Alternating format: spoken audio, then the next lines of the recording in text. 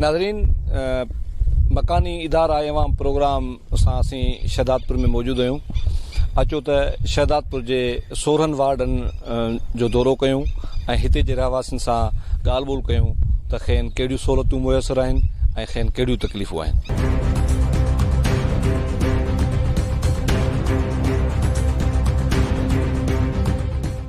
ناظرین، ان وقت municipal committee کے وارڈ نمبر 2 میں موجود ہوں.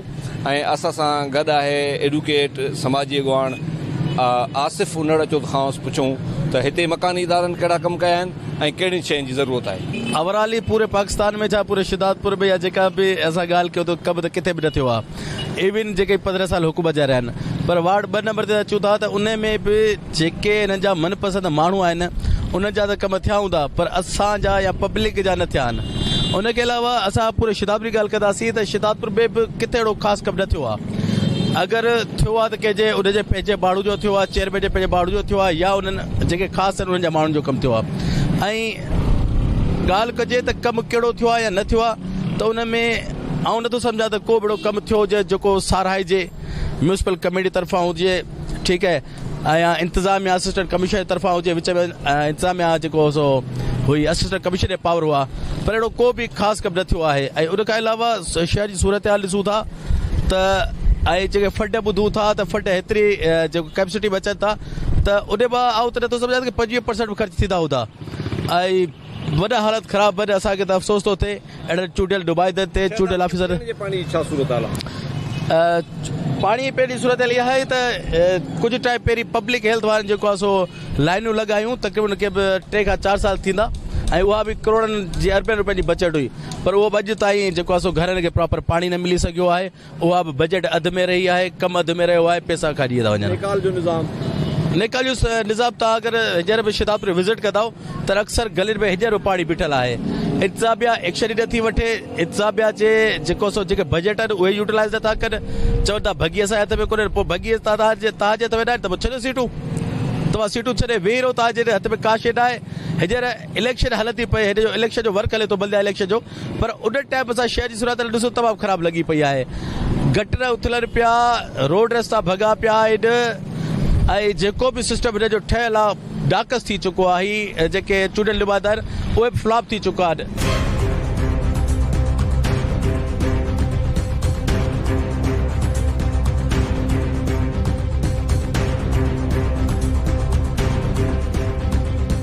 असां म्यूनिसिपल कमेटी शहदादपुर के वार्ड नंबर 4 में मौजूद हूँ. अचो तो हिते जे रहवासिन का पुछूं तो हिन वार्ड में हुकूमत पारां म्यूनिसिपल कमेटी पारां कहिड़े क़िस्म जी तरक्की थी आहे या हिते जा कहिड़ा मसइला आहिनि?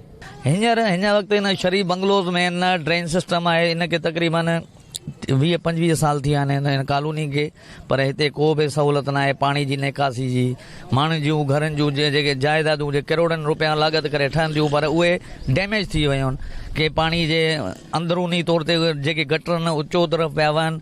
ऐं तव्हां ॾिसी रहिया आहियो त हींअर डॉक्टर साहिबु चयो त मस्जिद जी दीवार डैमेज थी वई आहे. उहा छाजे करे थी आहे? छो जो हिते जो ड्रेन सिस्टम सही न आहे. असां राब्तो असां तमामु घणो कयो आहे पर असांजी ॿुधण वारो केरु कोन्हे. उते सिर्फ़ु कागज़ी कार्रवाई में सभु कुझु थियो थो वञे. हीउ जेको हाणे रोड तइमीर थिए पियो इहो बि तक़रीबन कागज़ी कार्रवाई में 10 दफ़ा तइमीर थी चुको मगर हाणे जेको इलेक्शन जे दौरान ई इहो ठहे पियो. पर इन जो मक़सदु इहो आहे त हीउ ठेकेदार निज़ाम आहे. ठेकेदार माल खाइनि पिया पर हिते अवाम जी केरु ॿुधण लाइ तयारु कोन्हे. हुकूमत खां असांजो इहो ई मुतालबो आहे त तव्हां हिते महिरबानी करे शरीफ़ बंगलोज़ जी तव्हां हालत ॾिसो. तव्हां पाणी सर्वे करे आया हूंदव त हिते माण्हू कीअं पिया रहनि. जीअं बरसाति हाणे तक़रीबन जुलाई में बरसातूं पवंदियूं त माण्हू हिते के निमाज़ पढ़ण लाइ बि परेशान आहिनि. कीअं निमाज़ी वञनि घर वारा कीअं को एमरजेंसी थी वञे ख़ुदा न ख़ास्ता कंहिंजे घर में का परेशानी थी वञे त हू हिते पाणी मां कीअं गाॾियूं कढी वेंदा. असां इंतिज़ामिया ऐं हुकूमत सिंध वज़ीर आला सिंध खां इहो मुतालबो था कयूं त महिरबानी करे तव्हां असां शहदादपुर जे रहवासियुनि ते कुझु रहम कयो ऐं असांजी बि कुझु परगोर रहो. मुतालबो असांजो इहो ई आहे. असां पूरो उमेद आहियूं. असां यकीनन इहा उमेद था रखूं अॻ में बि इहा उमेद रखी आहे जेके हिते जा चूंडियल नुमाइंदा हुआ. हाणे बि असां पूरो उमेद आहियूं त असांजा कम थींदा ऐं इंशाल्लाह कम थींदा. ये KTN के तवस्सुत से जो है मैं عرض کرتا ہوں کہ یہاں پر بلدیہ شہداد پور تعلقہ ایڈمنسٹریشن جو بھی ہے اس نے کوئی بھی بنیادی مسئلہ یہاں حل نہیں کیا ہے. یہاں لوگوں نے اپنی جگہیں بنائی ہیں, لوگوں نے اپنی انویسٹ کی ہے, لوگوں نے اپنے محنت اور خون پسینے کی کمائی سے یہاں پر جگہیں بنائی, لیکن یہاں پر ڈرینیج کا سسٹم بالکل تباہ. یہاں پر کوئی مانا کسی قسم کی کوئی جو ہے اپنا کوئی بھی سہولت درکار نہیں ہے. پینے کا پانی بھی یہاں کا خراب ہے, سمجھے, بہت مانا یہاں کے مسائل ہیں, لیکن کوئی بھی یہاں پر جو ہے نا وہ مسائل حل کرنے کے لیے آنے جانے کے راستے آپ دیکھ رہے ہیں یہاں پر کیا حالت ہے, سب ٹوٹ پھوٹ کا شکار ہے. کوئی یہاں گلیوں کے روڈ نہیں بنے, کوئی سسٹم یہاں پہ نہیں ہے. اور عوام بارہا پتہ نہیں کتنی مرتبہ ہم نے بلدیہ سے بھی رابطہ کیا ہے اور منتخب نمائندوں کے پاس بھی گئے, منتخب جو ہمارے پہلے کونسلرز تھے ان کے پاس بھی گئے, لیکن یہاں پر کوئی کسی قسم کا کوئی ترقیاتی کام نہیں ہوا ہے. اور یہاں پر لوگ پریشان ہیں, سمجھے نا, 10 دن یہاں پر ڈرینیج کا پانی کھڑا رہتا ہے. ہمارا جو شہری میں وہ جو مسئلہ ہے مین, وہ تو ہے ہمارا گٹر کا مسئلہ, کہ یہاں پہ کافی عرصے سے جو ہے وہ گٹر کا بہت بڑا مسئلہ ہے. اور یہ ہماری مسجد ہے برابر میں, اس کی بھی دیوار ڈیمیج ہو گئی ہے اس گٹر کے مسئلے کی وجہ سے. تو ہمارا یہ مطالبہ ہے. اب تک کیا ترقی ہو چکی ہے اس میں میونسپل کمیٹی کی طرف سے اس حلقے میں جہاں پہ ہم کھڑے ہیں؟ اس حلقے میں تو ابھی کچھ ترقی نہیں ہوئی. ہمارا مین مسئلہ ہے پانی کا کیا ایشو ہے, راستے وغیرہ کیسے ہیں؟ روڈ بھی ٹوٹا ہوا ہے, روڈ بھی بننا شروع ہوا ہے, اب اللہ کرے کہ ایک پائے تک بھی پہنچ جائے روڈ. کیا مطالبہ کریں گے آپ؟ ہمارا مطلب مین یہی ہے کہ یہاں پہ جو ہے نا وہ گٹر اسکیم دی جائے, تاکہ ہمارے جو ہے ڈرینج کا مسئلہ ہو, جو مین مسئلہ ہے ہمارا.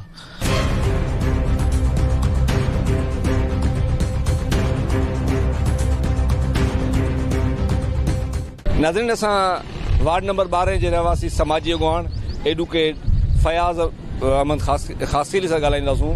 ख़ासि पुछंदासूं त मकानी इदारनि हिन वक़्तु ताईं शहदादपुर तालके, शहदादपुर शहर ऐं शहदादपुर तालके में कहिड़ा कम कया आहिनि, संदूं कहिड़ियूं ज़िम्मेदारियूं आहिनि ऐं अञा कहिड़ी तरक़ी जी ज़रूरत आहे.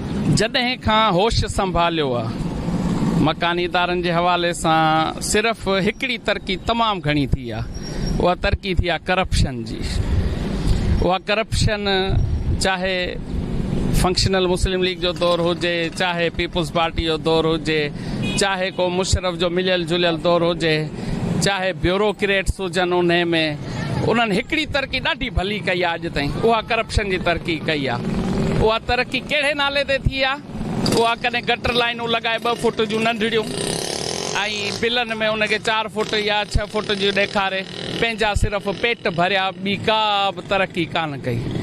इन हवाले सां अॼु ताईं रोड ठहियो उन में करप्शन थी, अगरि गटर लाइनूं लॻियूं उन में करप्शन थी, इवन मखसूस वाटर प्लांट लॻा जेके अलॻि अलॻि जॻहनि ते शिफ्ट थींदा रहिया उन में करप्शन थी. सिर्फ़ु उहे माण्हू अमीर थिया, उन्हनि ॾाढी तरक़ी कई ऐं उहे मखसूस हितां जी सियासी जेके पार्टियूं आहिनि उन्हनि जा मखसूस हिकिड़ा चेहरा आहिनि, उहे चेहरा ई बार बार ईंदा आहिनि, उहे ई ठेका वठंदा आहिनि, उहे ई करप्शन करे अधु हुते पंहिंजे हाउसनि ते ॾींदा आहिनि ऐं अधु पंहिंजे खीसे में भरे वॾी तरक़ी कंदा आहिनि.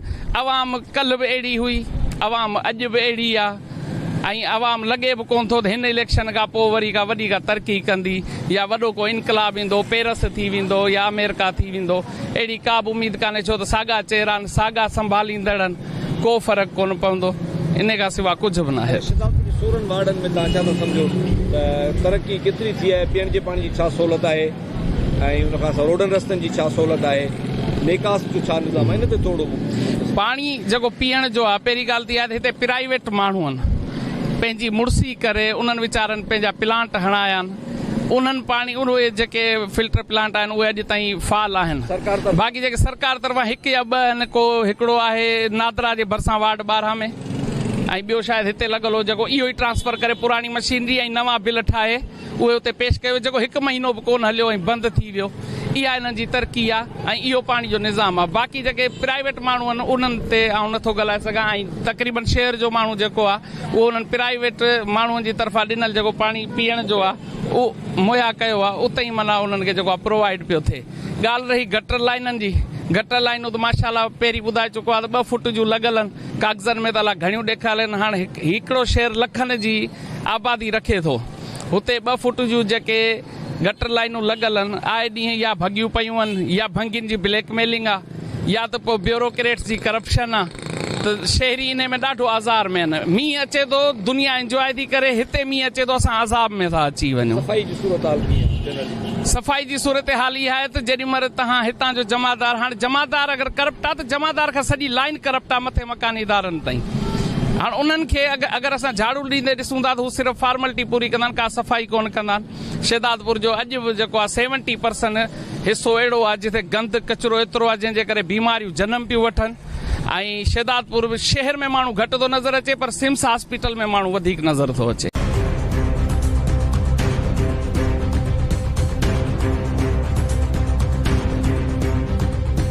नाज़रीन असां मकानी इदारा ऐं अवाम प्रोग्राम सां शहदादपुर म्यूनिसिपल कमेटी जे वार्ड नंबर 13 जे राशिदी नगर में मौजूद आहियूं ऐं अचो त शहदादपुर म्यूनिसिपल कमेटी जे 16 वार्डनि जो जाइज़ो वठूं ऐं रहवासियुनि सां ॻाल्हि ॿोल कयूं त खेनि कहिड़ियूं तकलीफ़ूं आहिनि ऐं मकानी इदारनि खेनि कहिड़ियूं सहूलियतूं फराहम कयूं आहिनि ऐं खेनि कहिड़ियुनि सहूलियतुनि जी ज़रूरत आहे भाईजान न को असांजे हिते फिल्टर प्लांट आहे न को वरी नालियुनि जी का सहूलियत आहे न रोड रस्ता सही ठहियल बाक़ी हिते बाक़ी अचनि था उमेदवार बाबा असांखे वोट ॾिजो हीअं कजो बाक़ी का बि असांखे सहूलियत जाइज़ी सहूलियत असांखे न ॾिनी वई आहे हेसि ताईं ऐं ॾिसी सघो था पाण तव्हां त असांजे कहिड़ी हालत आहे ऐं रस्ता बि कोन्हनि के नालियूं बि कोन्हनि के असांजे पीअण जे पाणी हिते खारो पाणी आहे फिल्टर प्लांट कोन्हे ऑफिसरनि चूंडियल नुमाइंदनि सां लह विचण में आयो त इहा सहूलियत कान्हे असां ऑफिसरनि ॾे वियासीं उन्हनि जो हाज़िर बाबा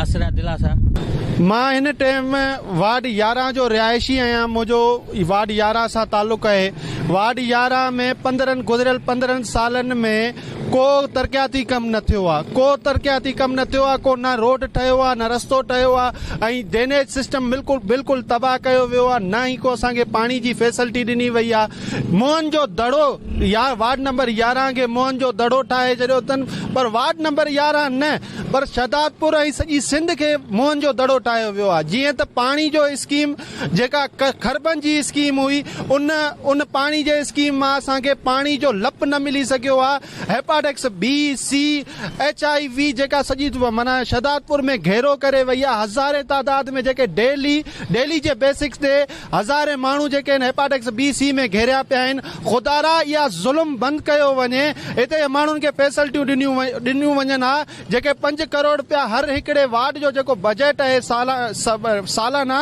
उहो 5 सालनि में उहा बजट बि इन्हनि मथां ई मथां हड़प करे छॾी जुआ खोर माना जेके जुआ जेके माना हलाईंदा आहिनि फशात या अॾा हलाईंदा आहिनि जेके मंशात हलाईंदा आहिनि उन्हनि खे तव्हां असांजा चूंडियल नुमाइंदो करे छॾियो त उहे असांजा छा कमु करे सघंदा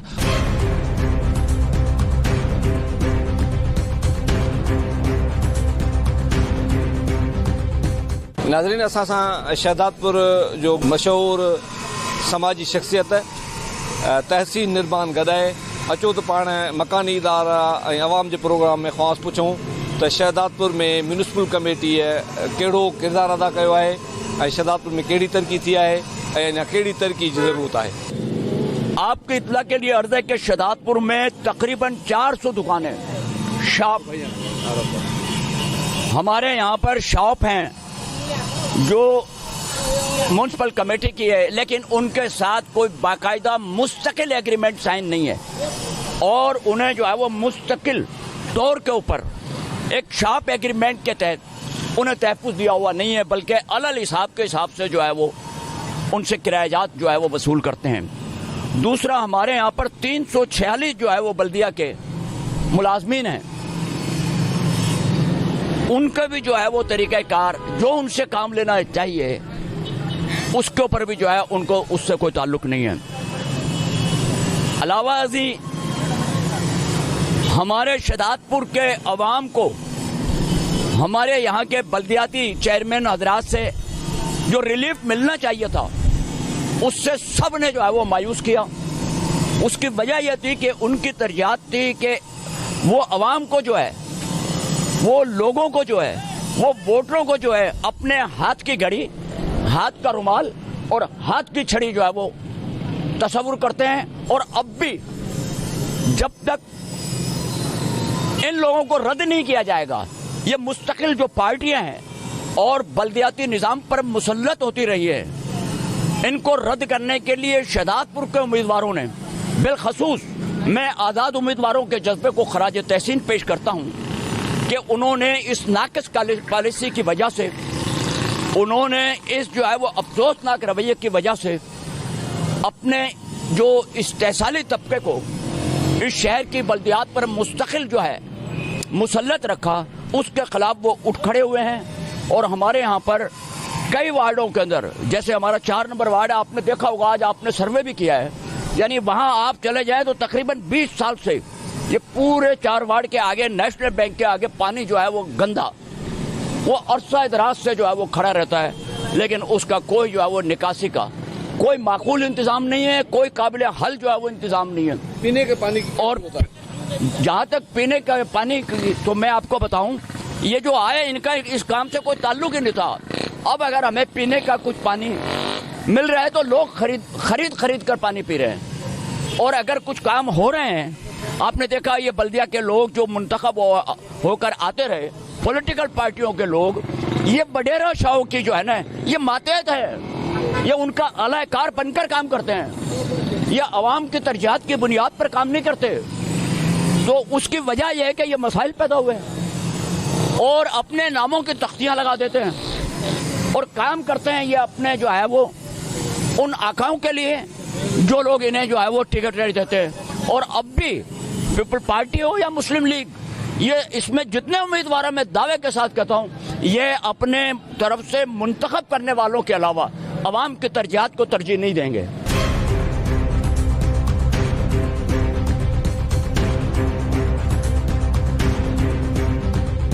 जी नाज़रीन, असीं हिन वक़्तु पब्लिक हेल्थ जे उन शहदादपुर जे पाणी जे प्लांट ते मौजूदु आहियूं, जेको मिनरल वाटर जो प्लांट आहे ऐं ही मेगा प्रोजेक्ट जेको उन वक़्त जे MPA मरहूम अब्दुल सलाम थहीम शहदादपुर खे ॾियारियो हुयो। हिन प्लांट जी सूरत हाल आहे त ही प्लांट 2013 खां वठी 2022 ताईं 11 साल गुज़रण बावजूदु हिकु त मुकमल न थी सघियो आहे ऐं हिन जूं लाइनूं जेके शहर में न विछाइजी सघियूं आहिनि। ऐं हिन प्लांट जी जेकी सूरत हाल आहे, हिन जा जेके तलाव आहिनि उहे तबाह हाल आहिनि, गंद किचिरो ॼमी वियो आहे ऐं कुझु जेके ठेकेदार पैसा खाई भॼी वियो आहे त उहे तलाव अञा मुकमल न थी सघिया आहिनि। हिन प्लांट खे जेकॾहिं पाण चङी तरह सां जंहिंजा मंज़र तव्हां पोयां ॾिसो पिया ऐं जेके असीं तव्हां नाज़रीन खे ॾेखारियूं था त हीउ शहदादपुर जो मेगा प्रोजेक्ट आहे जेको 1 अरब ताईं पहुतो आहे, पर अञा ताईं मुकमल न थी सघियो। नतीजे में सूरत हाल इहा आहे जो शहदादपुर जा शहरी पीअण जे पाणी जे लाइ सख़्तु परेशान आहिनि।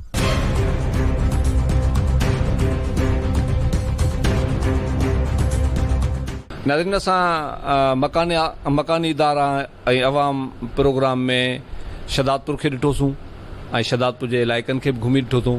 असां कोशिशि कई लगातार म्यूनिसिपल कमेटी जे एडमिनिस्ट्रेटर लियाकत कलोड़े खां मौक़ुफ़ वठूं, पर हू लगातार नटाईंदो रहियो। हिन वक़्तु असीं असिस्टेंट कमिश्नर जावेद अहमद ॾाहिरी जे ऑफिस में मौजूदु आहियूं। असां खां पुछणु चाहींदासूं त शहदादपुर में तरक़ी जे लाइ सन पाण कहिड़ा उपाउ वरिता अथनि। मकानी इदारनि जी जेतिरी ॻाल्हि कंदी त मां बि हिते एडमिनिस्ट्रेटर रहियो आहियां, त असां वटि जेको आहे हिकिड़ो इन में म्यूनिसिपल कमेटी मूं जेको विटनेस कयो आहे त लैक ऑफ फंड्स काफ़ी जेको आहे सो आहिनि हिते। असां वटि फंड्स जी जेको आहे तमामु हिकिड़ी कमी आहे। जेकॾहिं 2-2.5 करोड़ जेकॾहिं हिते 16 वार्ड्स ते मिलनि था त उन में पघारुनि जो जेको रेशियो ऐं पेंशन्स जो रेशियो काफ़ी जेको आहे सो वधीक आहे। उन जे करे थोरी बचति घटि आहे उन हिसाब सां जेको आहे, पर पोइ बि काफ़ी जेको आहे हिते कम सुठा थियनि था as compared to other cities जेको आहे। अच्छा, पीअण जे पाणी जो इशू आहे, उन ते छा ॿुधाइणु चाहींदा? पीअण जे पाणीअ जो वाक़ई थोरो घणो इशू आहे हिते, पर असां जेको आहे सो मथे इहे प्रोपोज़ कयूं आहिनि स्कीम्स जेके आहिनि वाटर सप्लाई जूं, ऐं उन खां अलावा जेको 2-3 ॾींहं तव्हां ॾिठो त पाणी जी थोरी शॉर्टेज हुई जेको आहे, ऐं इन ते बि गवर्नमेंट जेको आहे सो अमल करे पई। सिंध गवर्नमेंट जेको डिस्ट्रिक्ट गवर्नमेंट सिंध गवर्नमेंट ॿई जेको आहे असां कोशिशि कयूं पिया त जेको हिते वाटर सप्लाई जी हिकिड़ी ॿी जेको आहे कोई स्कीम जेको आहे हिते असां इंस्टॉल करे ॾियूं। बहरहाल असां वटि थोरो हिते ड्रेनेज जो इशू आहे, उन खे बि असां सॉर्ट आउट कयो आहे। नई स्कीम जेको असां हींअर ॾिनी आहे हिते, ऐं इंशाल्लाह इहो जल्दी मसइला हल थी वेंदा। मकानी इदारा ऐं अवाम प्रोग्राम में पाण शहदादपुर तालके जे म्यूनिसिपल कमेटी जे 16 वार्डनि जो जाइज़ो वरितोसीं ऐं 16 वार्डनि जे रहवासियुनि सां ॻाल्हि ॿोल कईसूं। शहदादपुर जे 16 वार्डनि में पीअण जे पाणी जी तकलीफ़, ड्रेनेज सिस्टम तबाह, रोडनि रस्तनि जी सूरत हाल ख़स्ता हाल आहे। गॾोगॾु तमामु घणियूं हद दख़लियूं पैदा थी वियूं आहिनि। ऑफिसरनि हिन शहर खे हथ सां तबाही तरफ़ धिकियो आहे। गॾोगॾु हिन म्यूनिसिपल कमेटी जी करोड़े रुपए जी बजट जेकी आहे उनजो को बि इस्तेमालु बहितर तरीक़े सां नज़र न अची सघियो आहे। अवामी शिकायतूं आहिनि त हिन शहर खे वधीक सूंहदार करण जे लाइ ज़रूरत इन ॻाल्हि जी आहे त म्यूनिसिपल कमेटी जी शफ़ाफ़ बजट इस्तेमालु कई वञे। कैमरामैन अब्दुल हकीम मंगी सां गॾु शाहद अली मंगी, KTN न्यूज़।